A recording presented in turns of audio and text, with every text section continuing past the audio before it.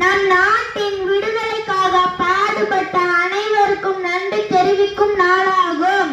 மகாத்மா காந்தி, நேதாஜி, ஜவஹர்லால் நேரு, பகத்சிங், பால கங்காதர் திலகர் போன்ற பல தலைவர்கள் இந்திய சுதந்திரத்திற்காக பாடுபட்டார்கள்.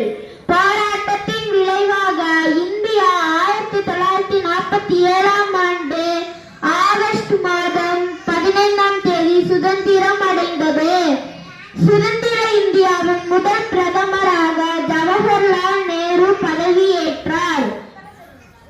சுதந்திர தினம் இந்தியா முழுவதும் விடுமுறை தினமாகும். இந்த நாளில் இந்திய பிரதமர் டெல்லி செங்கோட்டையில் தேசிய கொடியை ஏற்றுவார். பின்னர் முப்படைகளின் அணிவகுப்பு மற்றும் கலை நிகழ்ச்சிகள் நடைபெறும்.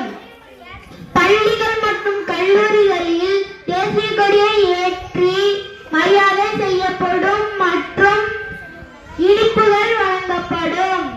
அந்தந்த மாநிலங்களில் மற்றும் அரசு அலுவலகங்களில் தேசிய கொடியை ஏற்றி மரியாதை செய்யப்படும். சுதந்திர காற்றை சுதந்திரமாக சுவாசிக்க செய்த தியாகிகளின் அனைவருக்கும் நன்றி, வணக்கம். சீனு, என்ன ஆச்சு? ஒன்றவில்லடா. சுதந்திரத்திலடா ஒரு நாள் லீவு கிடைக்கும், ஒரு சாக்லேட் கிடைக்கும். இவ்வளவு நாளா நினைச்சுக்கிட்டு இருந்தேன். ஆனா இதெல்லாம் இத்தனை மகான்களின் தியாகத்தால் கிடைச்சதுன்னு இப்பதான்டா புரியுது. நானும்